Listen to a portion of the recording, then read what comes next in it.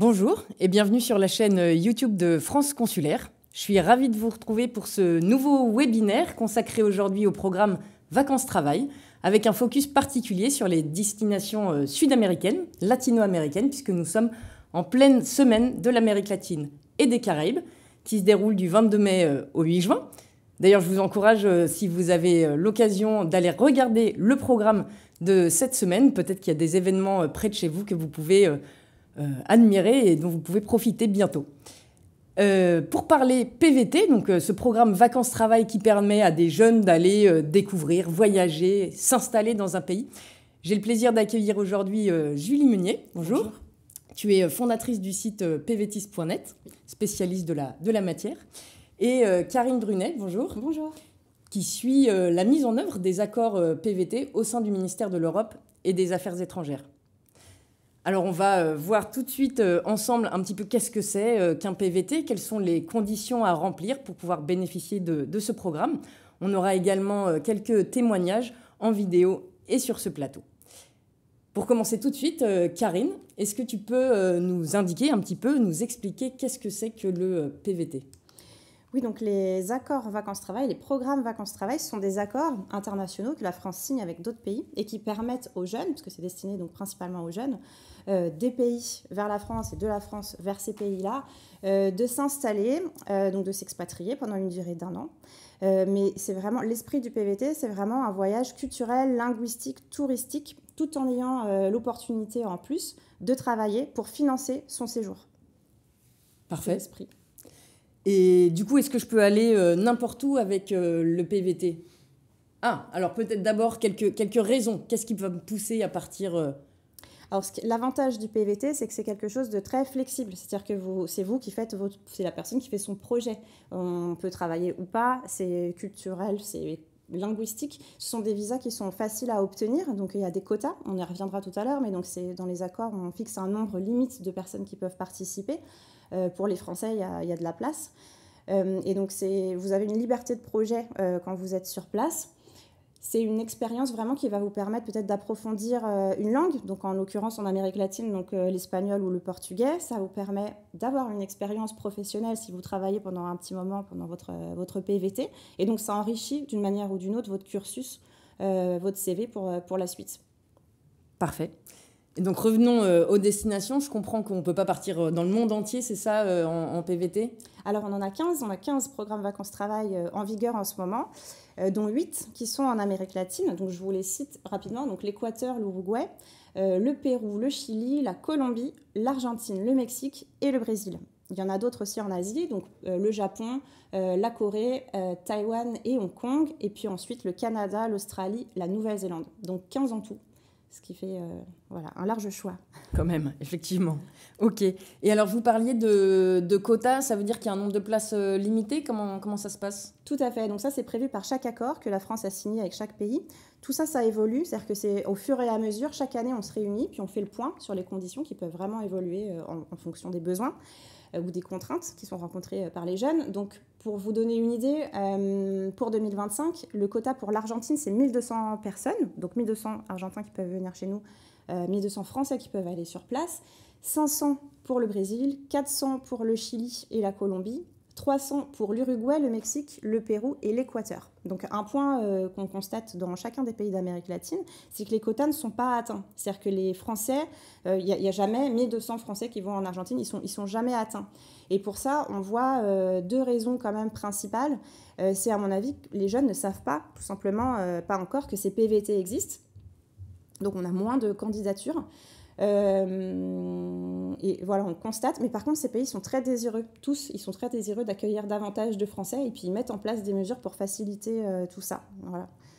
Donc le message peut-être, c'est effectivement foncez-y, n'hésitez pas. Il y a de la place, c'est pas le cas pour toutes les destinations PVT. Et du coup, n'hésitez pas à partager ce webinaire à vos proches autour de vous qui pourraient être intéressés. Oui, mais vraiment, donc manque d'informations et puis aussi manque de connaissance de la zone. Et pour ça, c'est ce que je vous disais, vraiment, les ambassades de ces pays sont très ouvertes, elles peuvent échanger avec vous, vous présenter les conditions dans les pays, voilà. Donc vous trouverez toute l'information sur leur site. Parfait. Alors justement, quelle va être la procédure à suivre pour faire ma demande ? Donc en règle générale, le point de contact pour les jeunes qui veulent faire une demande, c'est l'ambassade du pays. Donc l'ambassade du pays en France. Donc par exemple pour l'Argentine, le Mexique, le Pérou, l'Uruguay, l'ambassade ou le consulat à Paris. Pour ce qui est du Brésil, ils ont aussi un consulat à Marseille, donc qui vaut soit à Paris, soit à Marseille. Et pour le Chili, l'Équateur et la Colombie, ça se fait en ligne.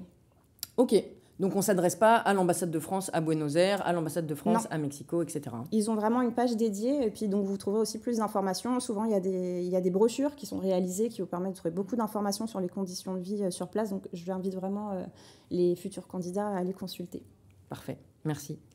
Julie, je me tourne vers toi désormais. Est-ce que tu peux nous en dire un petit peu plus sur les conditions de participation ? Tout à fait. Donc, tu l'as dit tout à l'heure, c'est pour les jeunes, donc de 18 à 30 ans. Tant qu'on n'a pas 31 ans, on peut encore bénéficier du PVT. Et puis, pour l'Argentine, c'est jusqu'à 35 ans. Donc, voilà, les 3 seuls pays proposés aux Français au-delà de 30 ans et jusqu'à 35 ans, c'est l'Argentine, l'Australie et le Canada. Les 2 autres pays sont assez connus. Parfois, l'Argentine est un petit peu moins envisagée par les PVTistes. Mais vraiment, si vous avez entre 30 et 35 ans, je le recommande vraiment. Il ne faut pas avoir déjà bénéficié du PVT dans le pays dans lequel on part. Par contre, si vous avez envie de faire plusieurs PVT, ce qui a été mon cas, j'en ai fait 2, mais je suis une petite joueuse, parce qu'il y en a beaucoup qui en font 3, 4, voire plus, eh bien c'est possible à partir du moment où on change à chaque fois de destination. Il faut disposer de ressources financières qui sont fixées par chaque destination. En moyenne, c'est 2 500 €. La Colombie demande un petit peu moins. Je recommande quand même d'avoir au moins 2 500 €, voire plus, voire beaucoup plus. Non seulement parce que, on va y revenir un petit peu après, mais les salaires ne sont pas très élevés en Amérique latine. Aussi, il y a une inflation qui touche, je pense, tous les pays du monde. Et puis, quand on a envie de vivre un PVT où on va en profiter pour faire des activités, pour beaucoup voyager, c'est bien d'avoir du budget pour ne pas se dire au bout d'un mois, mince, il me reste trop peu d'argent. Donc vraiment, ces économies de 2 500 €, c'est un minimum selon moi. Question, les 2 500 €, c'est quelque chose qui va nous être demandé au moment du dépôt de la demande de visa ? Oui. D'accord. Tout à fait. Pour tous les pays ? Tous les pays d'Amérique latine, oui. Ouais. Autant pour d'autres pays, c'est pas le cas. Mais pour ces pays-là, c'est vraiment dans le dossier de demande, au même titre qu'on va demander un certificat médical, un certificat de police, plutôt un extrait de casier judiciaire, et aussi une assurance type PVT qui va couvrir pour la maladie, l'hospitalisation, l'invalidité et le rapatriement. Pour les pays d'Amérique latine, tout ça, il faut le préparer pour demander son visa. Okay. Je le précise notamment pour ceux qui seraient allés avant au Canada ou en Australie en PVT, où ces documents sont généralement pas demandés. Donc voilà, c'est des demandes qui varient. Tu l'as dit, c'est un programme global, mais les accords diffèrent. Et donc, c'est important de bien se renseigner sur la demande de visa pour sa destination de choix. Et puis, il faut avoir bien sûr un passeport qui soit valide pendant toute la durée du séjour. Et pour ces pays-là, il ne faut pas avoir de personnes à charge. Donc, si quelqu'un a un enfant, ça ne va pas être ces destinations-là qui vont être possibles. Ok, parfait. Peut-être quelques petits conseils pour préparer son départ. Effectivement, là, je parlais des économies importantes à avoir. Vraiment, prenez le temps de préparer votre budget. Karine l'a dit tout à l'heure, les quotas ne sont pas atteints. Là, je m'adresse particulièrement à ceux qui s'intéressent au PVT Canada, qui voient que les places partent très vite au tirage au sort. Là, pas d'inquiétude, les quotas ne sont pas atteints. Donc, il vaut mieux préparer son projet un peu plus longtemps, avoir le temps d'avoir du budget pour ensuite partir dans des bonnes conditions. Voilà, pour pas s'inquiéter pendant l'avion et puis pendant le trajet et puis pendant les premières semaines. Et pareil, pour être tranquille au moment du départ, c'est bien de réserver un logement temporaire pour 1 ou 2 semaines, une auberge de jeunesse, un Airbnb peut-être pour ceux qui n'ont pas peur d'être trop isolés. C'est bien d'avoir ça. Et puis, une fois sur place, là, on se mettra à chercher un logement à plus long terme. Ok, l'auberge de jeunesse, effectivement, bon moyen de faire connaissance directement à son arrivée, mais peut-être qu'on aura l'occasion d'en reparler pendant les témoignages. 2-3 petits conseils également. Pensez à faire un bilan de santé. Si jamais vous partez pendant une année électorale, vous pouvez faire une procuration avant de partir auprès des autorités en France, ou alors vous pourrez la faire auprès du consulat une fois arrivé, mais vous aurez peut-être d'autres choses à faire quand vous serez en PVT. Vous pouvez aussi vous renseigner, voir s'il y a besoin d'avoir un permis international pour la destination que vous avez en tête. Et puis, bien vérifier les conditions sanitaires, sécuritaires, financières du pays dans lequel vous allez vivre. Et pour ça, d'ailleurs, le site du ministère des Affaires étrangères est plein de ressources. Quelques conseils aussi là-dessus, Karine ? Oui, moi je recommande à tous ceux qui sont candidats d'aller voir en premier le site, la page Conseil aux voyageurs sur notre site, qui est vraiment une mine d'informations. Vous avez différents onglets. Vous avez des choses sur la santé, vous avez des choses sur les conditions d'entrée, sur les risques sécuritaires. Donc je vous conseille vraiment d'aller voir. C'est mis en ligne et mis à jour en continu. Donc vraiment, vous avez un lien direct. Ça, c'est Conseil aux voyageurs pour chacune des destinations. Et d'autres démarches auxquelles il faut penser vis-à-vis du ministère ? Oui, alors si vous voyagez, ou avant d'arriver en tout cas dans le pays, ou si vous voyagez dans un pays à côté lorsque vous résiderez dans votre pays d'accueil, je vous conseille l'inscription sur le fil d'Ariane. Donc c'est pareil, c'est une application du ministère. C'est pour les séjours de moins de 6 mois. Après, il y aura autre chose qui prendra le relais. Mais le fil d'Ariane, c'est vraiment un moyen de déclarer en fait votre séjour sur place. Même, vous pouvez mettre toutes les étapes. Si vous faites un road trip, par exemple, vous mettez toutes les étapes, vos coordonnées. Et ça vous permet d'avoir un lien en continu avec le ministère. C'est une grande sécurité pour nous et pour vous. Voilà, de savoir où vous êtes, que vous êtes présent dans le pays. Et vous recevez des alertes en cas de problème, par exemple. On ne sait jamais, une catastrophe naturelle ou, je sais pas, vous captez une pas épidémie. pendant... Voilà, Oui. exactement. Où on ne peut pas capter, ça arrive souvent en fait dans les zones comme ça. Pendant quelques jours, vos proches s'inquiètent. Ça permet vraiment d'avoir ce type d'information et vous, de recevoir de l'information aussi du consulat ou de l'ambassade sur place. Ça, c'est pour les voyages de moins de 6 mois. Une fois que vous êtes installé, je recommande vraiment de s'inscrire au registre des Français de l'étranger. Donc ça, c'est auprès de votre ambassade ou de votre consulat. C'est quand vous restez plus de 6 mois. Et là, vous êtes inscrit, vous faites partie de la communauté française déclarée sur place. Donc c'est vraiment un avantage pour vous comme pour nous. Je ne peux que recommander de le faire dès l'arrivée. Et si, pour l'inscription au registre, si jamais j'ai prévu de ne pas être fixe dans le pays, mais de déménager, est-ce que ça pose un problème ? Non, ça ne pose pas de problème. Bon, parfait. Julie, tu nous disais, toi, tu as toi-même fait deux PVT. Peut-être que tu as quelques conseils pratiques à nous donner. Effectivement, alors en premier conseil que je peux donner, c'est de prendre le temps en complément des sites officiels, bien sûr, des ambassades, consulats et de diplomatie.gouv.fr, notamment pour l'Amérique latine, l'onglet sécurité avec des cartes que vous avez très bien faites où il y a des zones rouges où il faut aller sous aucun prétexte. Voilà, c'est des questions qui nous sont souvent posées, la question de la sécurité, et je trouve que vos cartes, elles sont pratiques pour ça. En complément de tout ça, évidemment, je peux recommander d'aller sur pvtis.net. Donc le site existe depuis 20 ans, il est totalement gratuit. On a des tutoriels pour chaque destination qui vont peut-être vous permettre parfois d'avoir une information vraiment sur le terrain. Parce que les PVTistes nous écrivent, attention, là, ils demandent ce document depuis peu de temps. Ou là, tout à l'heure, tu disais, Karine, que les accords étaient parfois amenés à changer. On a su cette semaine, là, depuis quelques jours, que le PVT Colombie avait une durée pendant un certain temps, mais on ne sait pas combien de temps, une durée de 18 mois au lieu de 12 mois pour faciliter la demande, l'accès en tout cas à la cédula, une démarche à faire quand on arrive en Colombie qui posait un peu des problèmes aux PVTistes et donc du coup le consulat a décidé de l'augmenter de 12 mois à 18 mois. Donc on va vous tenir au courant de toutes ces informations-là dans nos tutoriels. Dans nos dossiers thématiques, on a des témoignages de personnes qui ont fait un PVT, que ce soit sur notre chaîne YouTube ou sur notre site internet en version écrite. On a une application mobile aussi sur laquelle on peut retrouver un simulateur de budget. Ça, je pense que ça peut être assez utile. On va mettre la ville dans laquelle on pense s'installer. On va dire si on va être en colocation ou en appartement, etc. Et ça nous sort un petit peu un budget mensuel qu'il va falloir avoir. Et je pense que c'est une bonne façon de savoir combien il faut avoir avant de partir pour sa destination bien précise. On a aussi des checklists qu'on peut personnaliser pour ne rien oublier, notamment avant le départ. Donc voilà, sur pvtis.net, l'application, les réseaux sociaux, etc., on a presque 1 million de voyageurs qui nous suivent. Bon, certains sont peut-être à différents endroits, mais vraiment, c'est ça la richesse du site, c'est qu'on a beaucoup de retours d'expérience, donc on n'hésite pas à vous tenir au courant de tout ce qu'il peut y avoir comme actualité. Une fois par semaine, je suis sur le compte Instagram PVTiste pour répondre aux questions des gens pendant 1 heure. Et puis, sur notre chaîne YouTube, là aussi PVTiste, on a pas mal de replays, de sessions d'information, de témoignages vidéo, notamment pour l'Amérique latine. Donc vraiment, j'invite les gens à aller regarder tout ça. Et puis, le 28 juin à Paris, pour ceux qui sont en région parisienne ou qui ont envie d'y passer à cette occasion, on va fêter nos 20 ans dans un bar parisien de 16h à 21h. Ça va être un mini salon rencontre PVTiste. L'idée, c'est c'est de rencontrer notre équipe, qu'on réponde à toutes vos questions. Et puis aussi que les gens se rencontrent entre eux, puisqu'on a remarqué que quand on fait ce type d'événement, les gens prennent des numéros, se soutiennent avant le départ, peut-être même à l'arrivée. Donc si certains de ceux qui nous écoutent aujourd'hui ont envie de venir, ils peuvent le faire sur 20ans.pvtis.net tout simplement. Super, ben on sera là. Et d'ailleurs, j'en profite, si vous voulez également poser des questions, vous avez le chat qui est disponible. Faut pas hésiter. Vous pouvez poser des questions à Julie, à Karine, à notre témoin qui va nous rejoindre. N'hésitez pas. PVT, on a beaucoup parlé voyage, vacances, mais il y a aussi un volet éventuellement travail. Comment ça se passe la recherche d'emploi ?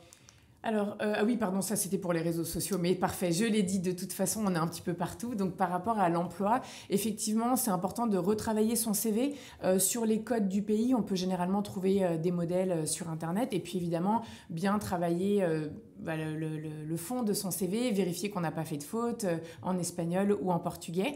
Pour ceux qui sont demandeurs d'emploi, il y a la possibilité d'être suivi par France Travail Mobilité Internationale. C'est quelque chose qui n'est pas toujours bien su, donc il ne faut pas hésiter à contacter son conseiller et puis voir si on peut avoir une aide pour le CV, pour les candidatures et puis peut-être même pour démarcher des entreprises.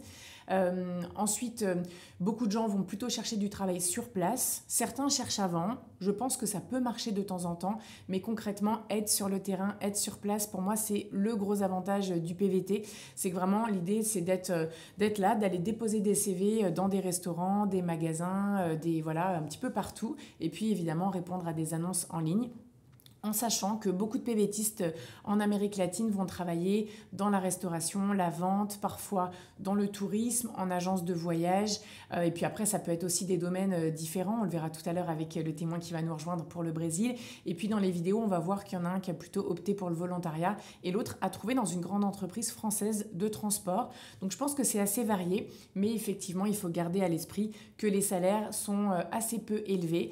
Il ne faut pas s'attendre à des salaires français pour le coup. Et donc, il ne faut pas se fermer à l'idée de travailler dans un domaine autre que nos études ou notre branche initiale.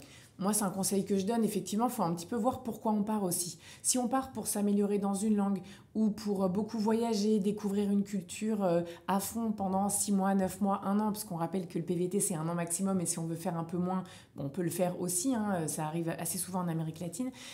Si on a ces objectifs-là, honnêtement, je conseillerais d'accepter toutes sortes d'emplois, voire de faire typiquement du volontariat via les réseaux Workaway, Help Exchange ou Woofing, parce qu'en fait, ça va nourrir en fait les personnes qui partent en PVT, ça répond à leurs attentes. Par contre, les personnes qui ont un projet vraiment professionnel de travailler dans leur domaine, je conseillerais quand même de faire un peu, sérieusement, une étude du marché du travail. Est-ce que ça recrute dans leur domaine? Est-ce qu'ils se sentent capables de travailler dans la langue du pays? Est-ce que quand ils envoient des candidatures, il y a un petit intérêt quand même de l'autre côté pour pas être déçus? L'idée, c'est pas que les gens partent, galèrent à chercher du travail pendant 3 mois, rentrent et puis n'aiment pas l'expérience. Voilà, je pense que ça dépend vraiment des motivations de chacun aussi. Peut-être, et du coup ça rentre pas dans le cadre de ce webinaire, mais peut-être que du coup pour ces gens-là qui cherchent vraiment dans leur branche, il faudra se tourner vers les programmes type volontariat international en entreprise, oui. VIE, que vous pouvez retrouver sur le site de Business France. Bon, on en a beaucoup parlé, on a des témoignages à vous partager. Donc merci pour ces informations. On revient avec vous juste après ces témoignages vidéo. Hello, je m'appelle Mickaël, j'ai 36 ans, je suis parti en PVT Colombie en 2017. Je l'ai vécu en couple à l'époque et c'était une expérience fabuleuse. Personnellement, je pense que c'est une aventure qui mérite d'être vécue. Bonjour, je m'appelle Mathieu, j'ai 28 ans et je suis parti au PVT au Mexique et plus précisément à Mexico. L'Amérique latine est une région que j'apprécie beaucoup et il y a 2 ans, j'étais venu ici avec ma copine et on avait beaucoup apprécié ce pays et on s'était dit pourquoi pas y revenir, y vivre et y travailler.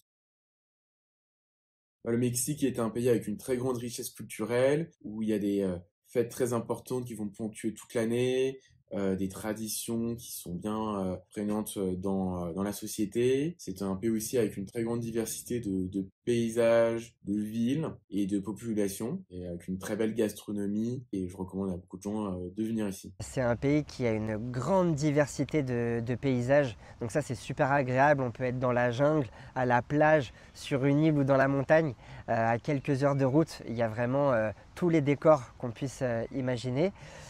Concernant la culture, écoutez, les Colombiens, ils adorent partager leur culture, leurs coutumes, leur bonne humeur, leur joie de vivre, la salsa. Donc ça, c'était super agréable. Quand je suis arrivé, j'avais un niveau A2, B1 en espagnol, parce que j'avais pu l'étudier avant à l'école et j'avais eu l'opportunité de voyager dans des pays hispanophones. Et depuis presque un an, j'ai bien progressé. Je dirais que j'ai un niveau B2, C1 maintenant, et je peux discuter assez facilement avec mes collègues mexicains. Alors oui, je parlais espagnol, déjà plutôt pas mal parce que à l'école ça me réussissait bien. Et du coup, je me suis amélioré encore plus là-bas. Et même après des années, après ce PVT, aujourd'hui, je parle vraiment bien espagnol. Alors, en Colombie, je n'ai fait que du volontariat. Les salaires étaient tellement faibles que mentalement, je n'arrivais pas à me mettre dans le mood de je vais travailler pour gagner 400 € par mois, ce qui là-bas est déjà beaucoup. Mais bon, psychologiquement, j'avais du mal à me faire à ça. Du coup, j'ai fait du volontariat et j'ai trouvé ça beaucoup plus intéressant parce que en fait, on travaille 5 heures en général la matinée et contre le logement et contre la nourriture très souvent aussi. Donc au final, ça s'équivalait, même moi je trouvais ça plus intéressant financièrement. Je travaille actuellement dans une entreprise française de transport et je travaille sur la partie à la fois logistique et achat sur les Amériques. Donc le PVT m'a permis de sortir de ma zone de confort, de me challenger, de mieux connaître la culture mexicaine, son histoire et ses différentes traditions. Ce PVT, il m'a appris énormément de choses, déjà sur moi-même, sur ce que je voulais, sur ce que je ne voulais plus. Donc voilà, j'ai rencontré des personnes magnifiques, j'ai vu des paysages sublimes, à tel point que j'ai voulu découvrir le continent tout entier. Donc j'ai enchaîné après la Colombie en road trip la Bolivie, l'Équateur, le Pérou et l'Argentine. Donc voilà, c'était une expérience fabuleuse, je la recommande à tout le monde. Et si c'était à refaire, bien sûr à 10 000%, rien que d'en parler, rien que de me remémorer les souvenirs, voilà, j'ai le big smile, c'était juste incroyable. Bon, on espère que ça vous a donné envie. En tout cas, moi, j'ai qu'une envie, c'est d'aller en Colombie et au Mexique tout de suite. On a la chance d'avoir Clément Fraisse qui nous a rejoint. Bonjour Clément. Tu vas nous parler de ton expérience en PVT en Amérique latine. Juste quelques informations supplémentaires. Si vous voulez avoir l'intégralité de ces témoignages, vous pourrez les retrouver sur la chaîne YouTube des PVTistes. Et puis également, alors on sort un petit peu de l'Amérique latine, mais en 2024, c'était les 20 ans de l'accord PVT entre la France et l'Australie.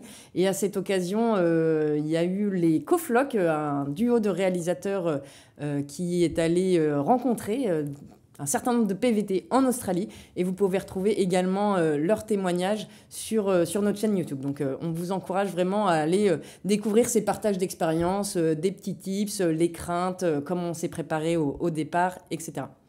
Alors Clément, je m'adresse à toi maintenant. Toi, tu es donc parti en PVT en Amérique latine. Est-ce que tu peux nous dire où, quand, comment ça s'est passé ?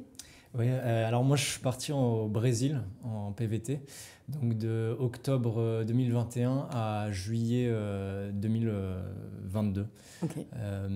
Donc comment ça s'est passé? Très très bien.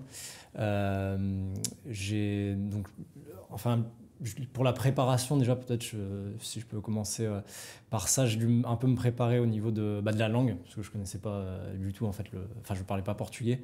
J'avais déjà des bases en espagnol, ce qui a quand même pas mal aidé pour le Brésil et l'apprentissage du portugais.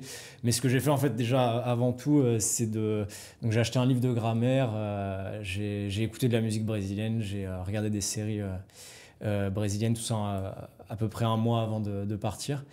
Et puis, quelque chose peut-être aussi que je recommande, j'ai téléchargé une application qui s'appelle HelloTalk, où j'ai commencé à parler 1 ou 2 semaines avant de partir, donc en portugais avec notamment une personne brésilienne que j'ai connue qui est devenue ensuite l'un de mes meilleurs amis, Victor. Et donc ça m'a vraiment aidé en fait à être plus à l'aise déjà juste avant d'arriver au Brésil. Qu'est-ce que tu y as fait au Brésil ? Au Brésil, alors j'ai fait des volontariats en auberge de jeunesse notamment. Okay.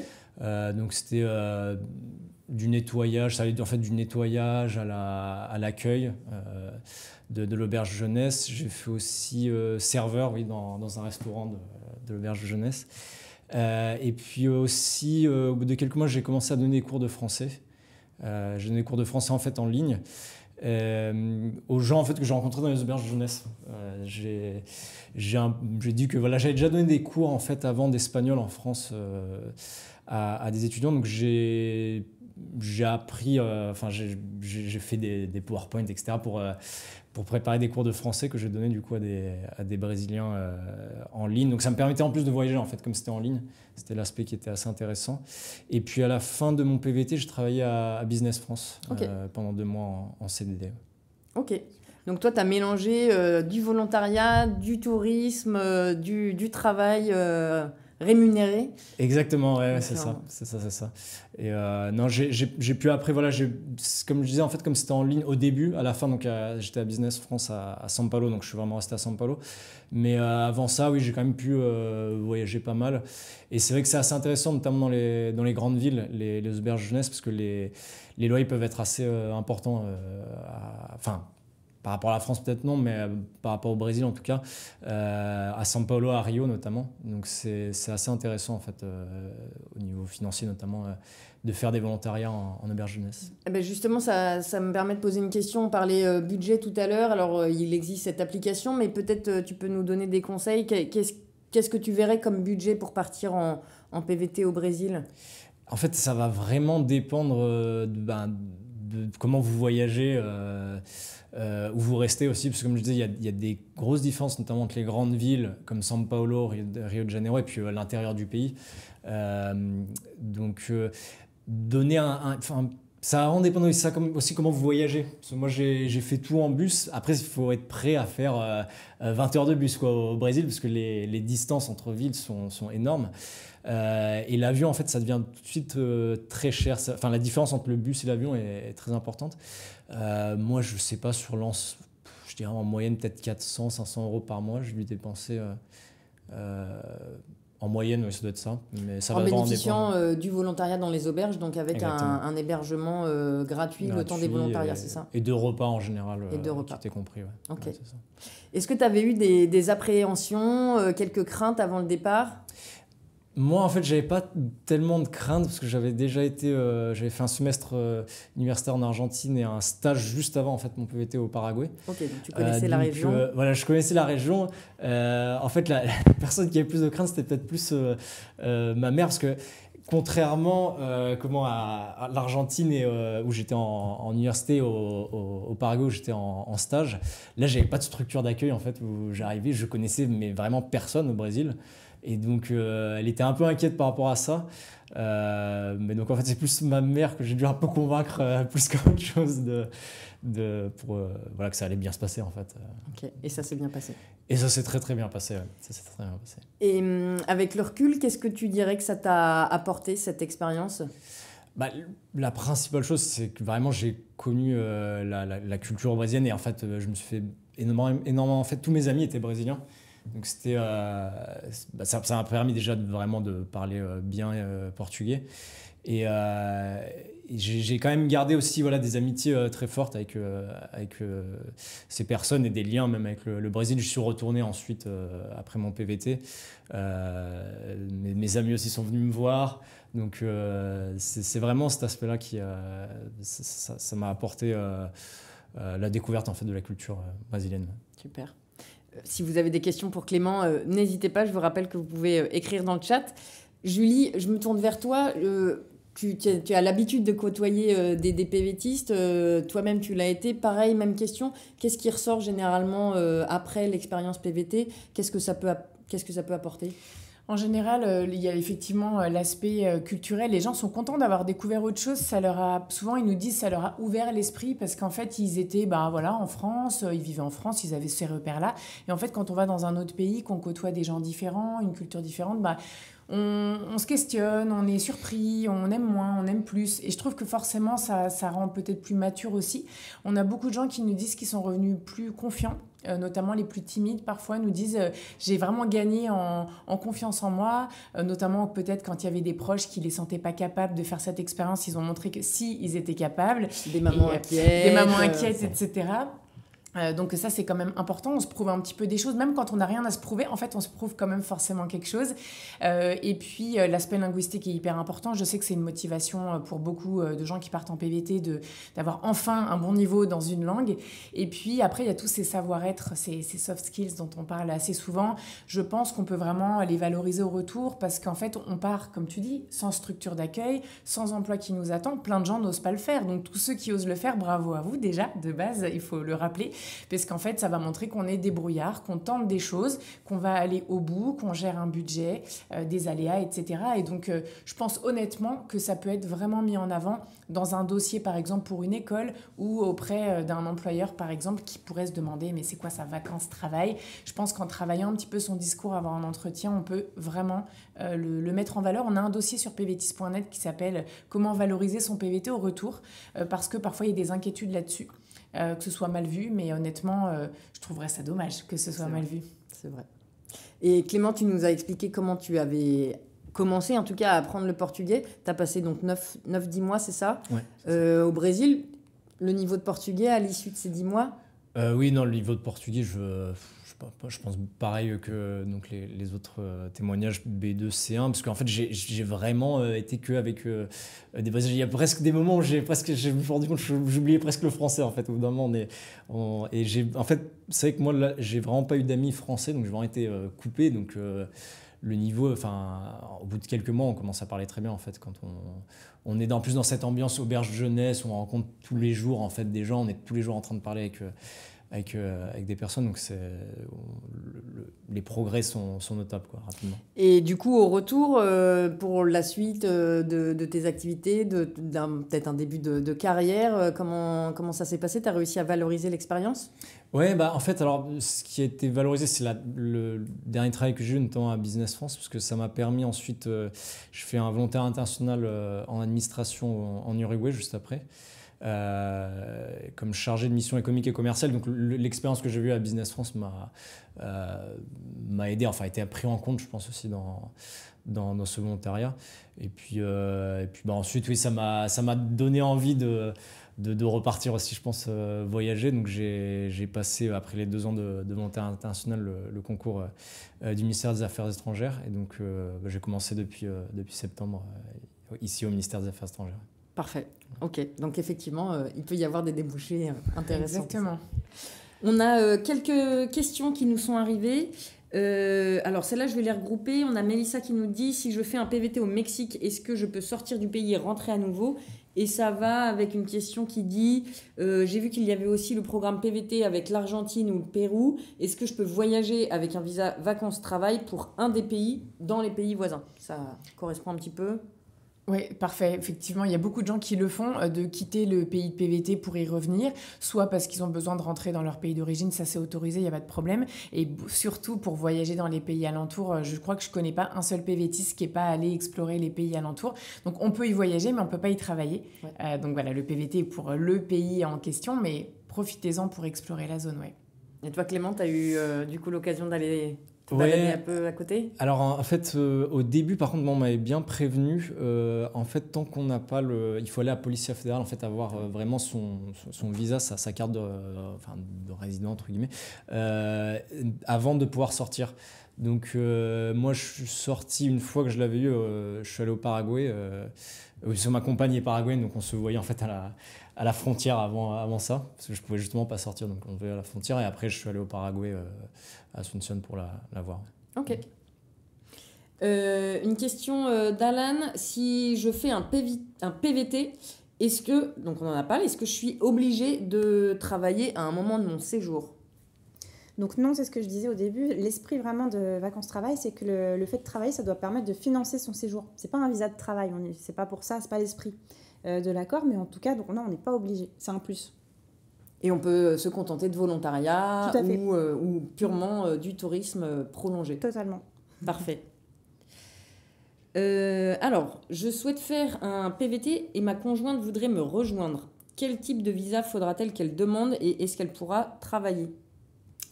Malheureusement, pour les pays d'Amérique latine, il n'y a rien qui est prévu pour les conjoints. Autant au Canada, sous condition, je précise, parfois les époux ou conjoints des PVTistes peuvent obtenir un permis de travail, mais pour toutes les autres destinations, c'est pas le cas. Donc ça veut dire qu'un conjoint doit obtenir soit un PVT, soit trouver un employeur qui souhaite l'embaucher, ou peut-être faire un VIE si la personne n'a pas encore 29 ans, ou VIA. Et puis sinon, il y a toujours les études qui peuvent être une option, ou effectivement du tourisme. En général, en Amérique latine, c'est 3 mois, je crois, sans visa touristique. C'est ça. Il n'y a pas de faveur pour les conjoints. Ok. Pareil, on en a parlé, mais c'est toujours bien de rappeler les choses. Je fais un PVT au Brésil, par exemple. Est-ce que je peux demander un PVT dans un autre pays, en Argentine, juste à côté Alors, pas partout, du coup. Là, c'est vrai que tu en évoquais tout à l'heure le fait que la Colombie a changé un petit peu des choses. Aujourd'hui, c'est possible de demander un PVT Colombie depuis n'importe quel pays dans le monde, même la Colombie. Donc, quelqu'un qui sera en PVT au Pérou, par exemple, ou au Brésil, et qui veut un PVT Colombie, c'est possible de faire la demande depuis là-bas. Mais les autres, il faut être dans le pays d'origine. Donc, il faut rentrer avant de le redemander et repartir. Donc, je peux demander un PVT en Argentine, mais il faudra que je sois rentrée en France entre mon PVT Brésil et mon PVT Argentine. C'est ça, exactement. Alors, moi j'ai une petite question pour toi, parce que le PVT Uruguay, il est très très peu choisi. Karine, tu as plus de statistiques que moi. Mais en fait, je voulais savoir, je sais que toi c'était donc un VIE, tu as dit, un VIA. Un VIA. T'en as pensé quoi ? Est-ce que c'est une destination que tu recommandes ? Parce que j'ai l'impression qu'on passe à côté d'un pays qui est le plus progressiste, je crois, d'Amérique du Sud, qui est quand même sympa. T'en penses quoi ? Ouais, alors par contre, il y a un aspect par rapport aux autres pays. L'Uruguay, c'est un pays par contre qui est vraiment très cher, c'est-à-dire c'est même quand on va au supermarché, moi c'est plus cher qu'en France en fait, donc et les salaires sont quand même pas non plus très élevés. J'ai connu moi une personne qui était en PVT en Uruguay. Il y a la possibilité effectivement de travailler un peu à Punta del Este, notamment pendant la saison touristique où on peut gagner un peu d'argent, mais c'est vrai que c'est quand même un pays qui est effectivement cher. C'est un peu le plus petit, c'est peut-être pour ça, je pense qu'il y a... Mais c'est un pays qui est effectivement intéressant, comme tu le disais, très, très progressiste, etc. Donc, il n'est pas en tout cas à éliminer tout de suite. Ok, bon, peut-être à voyager un petit peu dedans pendant un autre PVT, peut-être. C'est peut-être ce qui justifie les chiffres. Ouais. Merci. Alors pour le moment, on est arrivé au bout des questions, mais du coup, j'en ai quelques-unes pour toi, Clément. Qu'est-ce que, si tu devais partager un souvenir de ton PVT au Brésil, qu'est-ce que ce serait ? Un souvenir, je pense, ça va être un peu cliché, mais le carnaval de Rio, bien sûr, il y a ça. Et autre cliché, je suis très fan de foot, donc quand je suis allé voir un match du Brésil au Maracanã. Après, en fait, sur le souvenir en général, moi, c'est surtout le fait d'avoir pu découvrir des endroits que j'aurais pas connus si j'étais parti peut-être juste en vacances avec les gens que j'ai rencontrés dans les auberges jeunesse. Je suis allé voir ensuite, je suis parti par exemple à Cascavel, je suis resté une semaine alors que pour aller voir une amie, je pense que je n'y serais jamais allé si j'avais pas rencontré cette personne dans une auberge jeunesse. Donc c'était l'aspect vraiment intéressant. Et est-ce que tu as rencontré des difficultés pendant ton PVT ? Comment tu les as surmontées ? Il y a une difficulté effectivement au Brésil. Je ne sais pas comment c'est dans les autres pays d'Amérique latine, mais surtout au Brésil, il y a un numéro fiscal en fait qui s'appelle le CPF. Et en fait, quand on n'a pas ce numéro fiscal, c'est très compliqué pour acheter par exemple des choses sur Internet, même un billet de bus par exemple. Donc au début, enfin moi je vais aller directement dans les gares routières pour acheter en espèces. On peut pas ouvrir de compte non plus, etc. Donc je conseille vraiment aux gens qui partent au Brésil, il y a la possibilité, je crois, de le faire avant en ligne. Donc je vous conseille vraiment de faire ça en ligne parce que ça facilite quand même les choses quand vous êtes au Brésil. On peut le faire même sans avoir de justificatif de résidence ou... Non, il me semble que oui, on peut le faire comme ça. Il y a la possibilité en ligne mais de le faire sans justificatif de résidence. Ouais. Alors, eh bien, ça rejoint ce qu'on disait. Si on fait par exemple un PVT, mais c'est peut-être bien de le rappeler. Okay. Je fais un PVT au Mexique. Oui. Je vais aller faire un PVT en Colombie juste après. Ça veut dire que je n'ai pas besoin de retourner en France. Je peux faire de la demande de visa directement en ligne depuis le Mexique. Oui. Et je pourrais faire un Mexico-Bogota en avion. Oui. Okay. C'est ça. C'est pas encore en vigueur, mais c'est imminent. Ok. Ouais, donc ça, c'est un gros avantage. Effectivement. Écoutez, je crois qu'on a fait le tour des questions. Je ne sais pas si vous avez des choses à ajouter. Moi, simplement, juste parce que je baigne dans le PVT depuis très longtemps, je vois, ça change vraiment les gens, ça leur apporte vraiment beaucoup. Ils vivent une année qu'ils n'oublient pas. C'est vraiment le sentiment que j'ai. Je pense aussi des études, un VIE, VIA ou un stage, ça peut aussi faire ça. Mais un PVT, c'est tellement... je vais reprendre l'expression que j'ai utilisée quand on s'est vu la dernière fois au Salon S'expatrier Mode d'Emploi. C'est une page blanche sur laquelle on peut écrire ce qu'on veut. Donc, ça peut être un petit peu effrayant. Mais en fait, les gens vivent des années...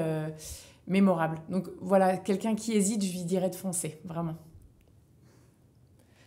Eh ben, Clément ? Non, moi, je dirais, oui, partez au Brésil. Je rejoins totalement ce que tu viens de dire. Vous savez que c'est vraiment une expérience qu'on va pas oublier. Moi, ça a été la meilleure expérience, objectivement, à l'étranger, alors que j'en ai eu d'autres, parce que c'est là où on rencontre en fait le plus de gens. On est en contact le plus avec la culture, etc., du pays. Donc foncez, allez au Brésil. Eh ben, écoutez, j'espère qu'on vous aura convaincu et je pense qu'on va finir sur ces mots. Foncez, n'hésitez pas, les places sont disponibles. Donc vraiment, on vous encourage à préparer votre sac et à vous lancer. Merci.